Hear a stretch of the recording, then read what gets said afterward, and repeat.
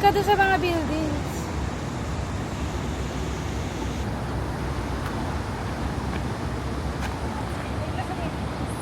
Iba nga mas nilagi. Ayan sila guys. Say hi! Hi, welcome to We're in Victoria.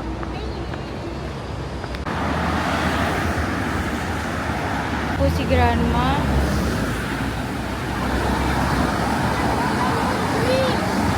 Patang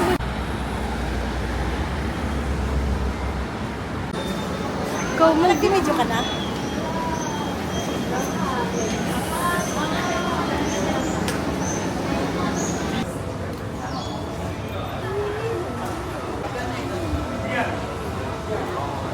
Tita. Oo, ano yung nasa dulo. Nasa likod na kamera.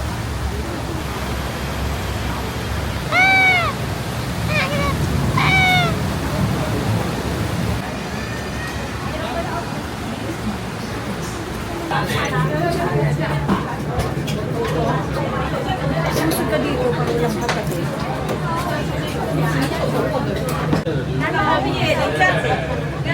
Tayo na umpado.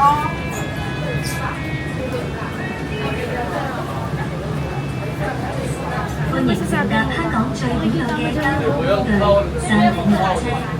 上頂纜車請到 Hindi mo na painom? Excited ka na, ma? May?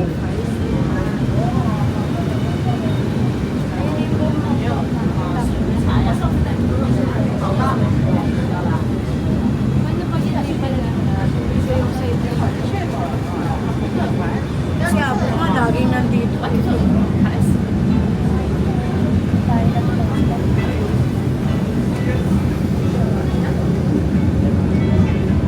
Ilang minutes kaya? Ano sabi niya kanina?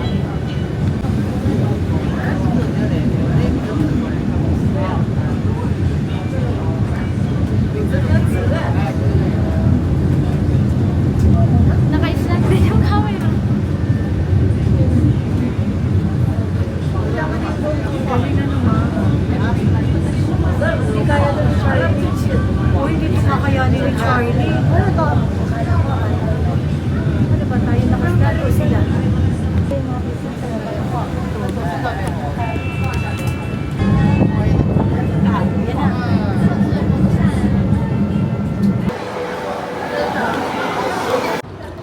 Wow.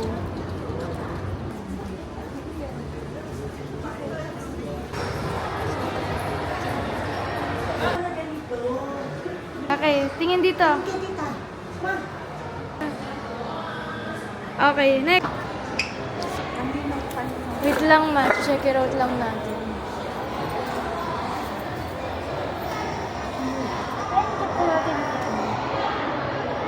Yan maganda. Hindi tayo kukuha. Ayan, maganda.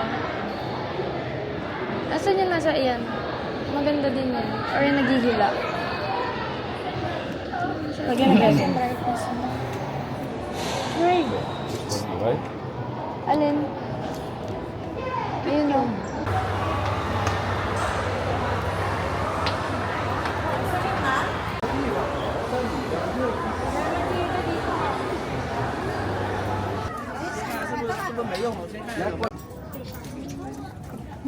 B.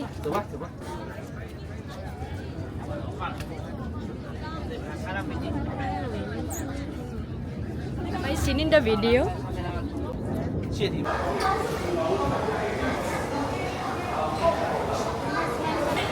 ni Gino, napanggo siya.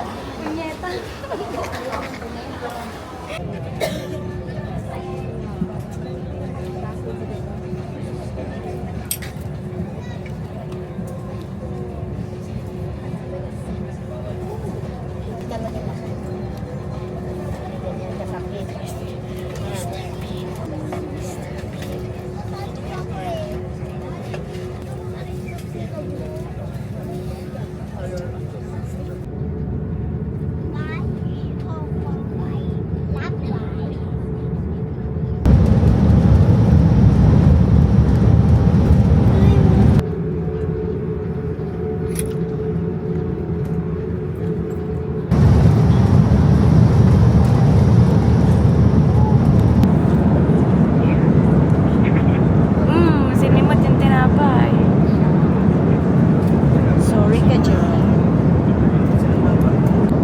naman po si Grandma. Kitang-kita po natin ngumunguya pa rin ng kanyang burger.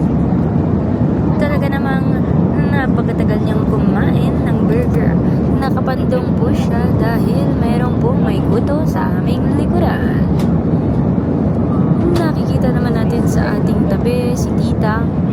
Siya naman ay nagtitingin-tingin ng kanyang Facebook, pero wala namang internet. At makikita nyo sa ating harapan ang isang tissue box na kinuha niya sa hotel. At makikita nyo napakadismayado ni Tita dahil hindi niya naiuwi yung sabon niya.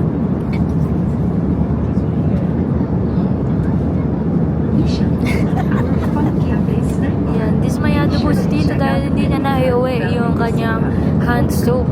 Dalawang klase pa yung kanyang inuwi. Isang nasa cup noodles at isang nasa lagyanan ng dispenser. Lilipat naman po tayo sa kabilang upuan. Sa kabilang banda, makikita nyo ang isang babaeng gutom na hindi na niya mawari kung bakit siya nagugutom dahil 5 days siya sa Hong Kong pero hindi siya kumain. Palagi na lang tinapay o kaya naman kung ano-ano pang kinakain ng mga kutkutin lamang. At makikita ninyo na siya rin ang babaeng nakaiwan ng chichirya na binili na halagang $13. Makikita natin na ayan, tila namimili na sila ng kanilang pipiliing pagkain.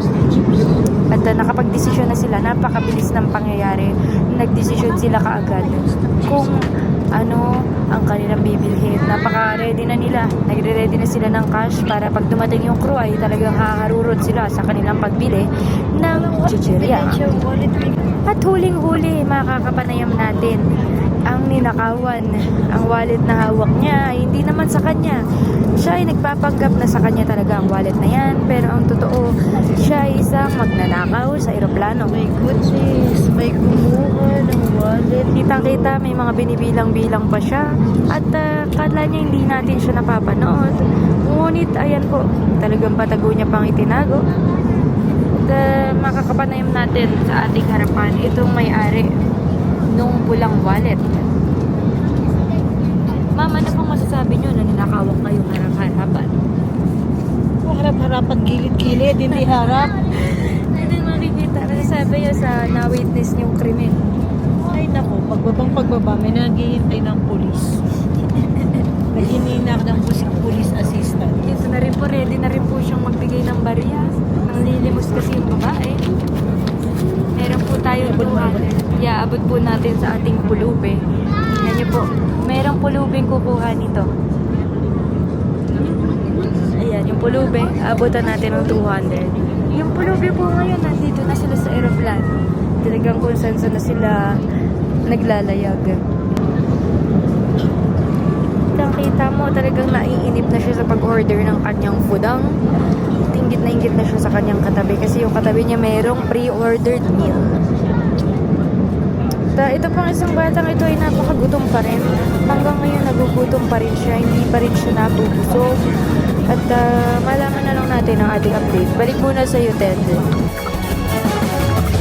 Live mula sa ABS-CBN News Center, Manila. Ito ang TV Patrol!